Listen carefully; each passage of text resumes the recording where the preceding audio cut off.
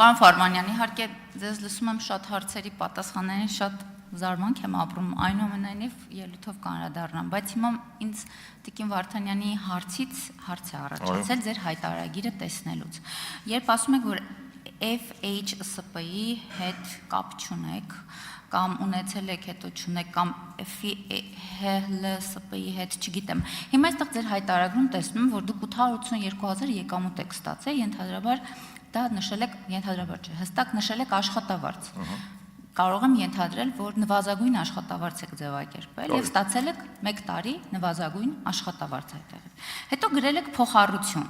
41,795,000։ Կարող եմ ենթադրել, որ դուք խուսափել եք հարկերից, բարձր աշխատավարձ ձեզ գրելուց եւ փոխառություն եք ձևակերպել։ Եթե ոչ,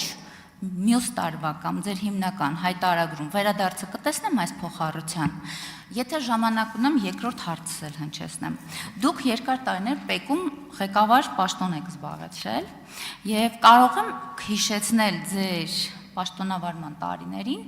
ՊԵԿ-ում համակարգային կոռուպցիայի կամ ստվերային շրջանառության դեմ պայքարի գոնե մեկ դեպք։ Երբ բարձրացրել եք այդ խնդրի մասին կամ այդ մասին խոսել եք,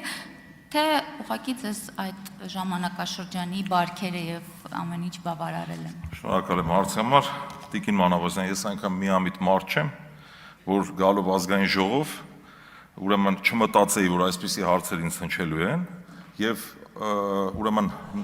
նորմալ կընդունեի այն պարագան, երբ օրինակ հայտարարագրում որևէ տվյալ ներկայացած չլինեի եւ դա հայտնաբերվեր։ Ես կհամարեի, որ ես խաբել եմ։ Հիմա դա իմ հայտարարագրում ներկայացրել եմ, դա այո համապատասխանում է իրականությանը, ասեմ, որ կա ուրեմն փոխառության պայմանագիր, կարող եմ ձեզ ներկայացնել, ըստ անհրաժեշտության, եթե կարիք լինի, չնայած պարտավորություն չունեմ նման, բայց եթե կարիքը կա, այդ պայմանագրի ինչ տոկոսի մասին է խոսքը։ Չէ, փոխառության պայմանագիր է սովորական։ Այդ փոխառության պայմանագրով կան հստակ սահմանված ժամկետներ, օրենքով սահմանված կարգով, այդ փոխառության ժամկետի ավարտից հետո գումարը հետ պետք է վերադարձվի։ Ինչի մասին է խոսքը։ Ինչ վերաբերում է դա առևտրային գաղտնիք է, ես նման պարտավորություն չունեմ ներկայացնելու թե փոխառության պայմանագիր ինչ մանրամասներ է պարունակում իր մեջ, ես կրկնում եմ, երբ մարդը հայտարարագրով ներկայացնում է այն ինչ որ կա, դրանից պետք է ենթադրել, որ տվյալ անձը կապ չունի, ես կլինեմ թե մյուսը, չի խուսափում որևէ բանից։ Հիմա այնպես էլ ես չեմ խուսափում որևէ բանից, այո, կա փոխառության պայմանագիր, իսկ թե ինչու է մինիմալ աշխատավարձ, այդ հարցին էլ փորձեմ պատասխանել, որտեղ ես ազատ ռեժիմով եմ աշխատել, ես այնպես չի եղել, որ առավոտվանից երեկո մասնակցել եմ այդ կազմակերպության աշխատանքներին, միայն մասնագիտական խորհրդատվությամբ եմ գործնականում սահմանափակվել։ Այդ է եղել մինիմալ գրելու պատճառը, որտեղ ավել բան իմաստ չուներ այդ պարագայում եւ ուղղակի նորից եմ կրկնում, հաշվի առնելով մասնագիտական գործունեության բնույթը, առանց ինձ հնարավոր չէր շարունակել եւ խնդրել են ուղղակի մնացել եմ այդտեղ աշխատանքի։ Ինչ որ մի բանով պետք է ապրեի, լավ sense ասեմ։ Հիմա ծեր իշխանության օրոք ինձ աշխատանքից ազատել են։ Ժորժ ջան, մի բանով պետք է ապրեմ, թե չէ։ Լավա թալաններս միլիոնների չեք ասում թալանել ես, չեմ թալանել ոչ մի բան։ Ինչ վերաբերում է կներեք, ներողություն եմ խնդրում, ինչ վերաբերում է ՊԵԿ-ի կոռուպցիոն դրսևորումներին, ես որևիցե կոռուպցիոն դրսևորում չեմ ցուցաբերել եւ տեղյակ չեմ թե ինչ է տեղի ունեցել։ Այսինքն դուք ինքներդ պատասխանեցիք ձեր այն հարցին, էլի, որ արդյոք կարա մարդը ամսական 100,000 դրամով ապրի, հենա դուք 64,000-ով ապրել եք, պարոն Ֆարմանյան։ Արձագանք Տիկին Մանավազյան։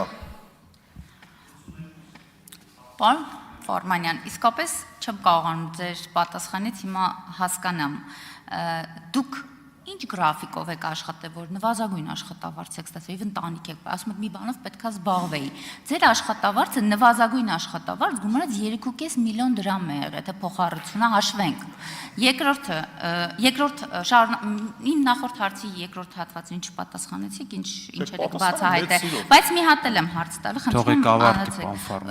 Դուք նշում եք, որ դժգոհ չեք մեր մաքսային բարեփոխումներից եւ հնարավոր բոլոր բարեփոխումներից, բայց 2021 թվականին դուք մեկ Հայաստան կուսակցությունից կանխատեսում եք, որ Հայաստանի տնտեսությունը կոլապսի է ենթարկվելու, ակտիվները սպառվելու են, երկիրը լուծարվելու է։ Այսօր ունենք տնտեսական բարձր աճ եւ պետական բյուջեի եկամուտները ձեր նաեւ խոսքում ասի կրկնապատվել են, բարձրացել են, ավելացել են, ընդունում եք, որ ձեր մասնագիտական կանխատեսումներում սխալվել եք։ Ոչ, չեմ ընդունում, որտեղ այսօր մենք ունենք մի իրավիճակ, որ Հայաստանի առջև խնդիր է դրված, կամ մնալ ԵԱՏՄ-ում, կամ ԵԱՏՄ-ից դուրս գալ։ Կոլապսի վերաբերյալ իմ կանխատեսումները շարունակում են մնալ ուժի մեջ, Տիկին Մանավազյան, ինչ վերաբերում է ձեր նախորդ հարցին, կապված նորից իմ հայտարարի հետ, ես երևի լավ չեք ուսումնասիրել, որտեվ հայտարարը վերաբերում էր 25 թվականին, եթե չեմ սխալվում, ես 2023 թվականից 25 թվականը ներառյալ եղել եմ խոշոր կառուցապատող ընկերության տնօրեն եւ ստացել եմ շատ բարձր աշխատավարձ։ ՊԵԿ-ի համապատասխան էջերում կգտնեք այդ մասին, թե ինչքան եկամտային հարկ եմ ես վճարել, եւ այդ բարձր աշխատավարձից բավարար է եղել, որ դրան զուգահեռ նաեւ զբաղվեմ այս մասնագիտական գործունեությամբ եւ նորմալ ապրեմ, պարոն Ալեքսանյան, ուղղակի սա ձեր կասկածները փարատելու համար եմ ասում, այդ առումով խնդիր չի եղել։ Մյուս հարցը որն է, լավ չեմ հիշում, կարծեք թե սպառվեցին հարցերը։ Հա, եւ կոռուպցիայի մասին եք հարցը, ամենայն անկեղծությամբ, ես տեսեք, աշխատել եմ մեկ անգամ եւս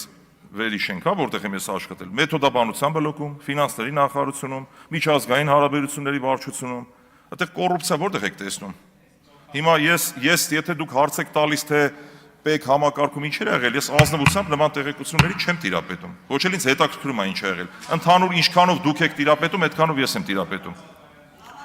Ժորժ ջան, ինչքանով դուք եք կոռուպցիայի վերաբերյալ տեղեկությունների տիրապետում, այնքանով ես։ Այսինքն բավականին տիրապետում եք։ Ես չգիտեմ դուք ինչ եք, ես փոխաբերական իմաստով եմ ասում, այսինքն վստահ, եթե հարցը տալիս եք ինձ, նշանակում է դուք չունեք որևէ տեղեկություն։ Եթե ունեք որևէ տեղեկություն, դիմեք, թող քրեա իրավական գնահատական ստանան այդ երևույթները։ Հավանիչ տեսանյութը եւ բաժանորդագրվիչ նորությունները բաց չթողնելու համար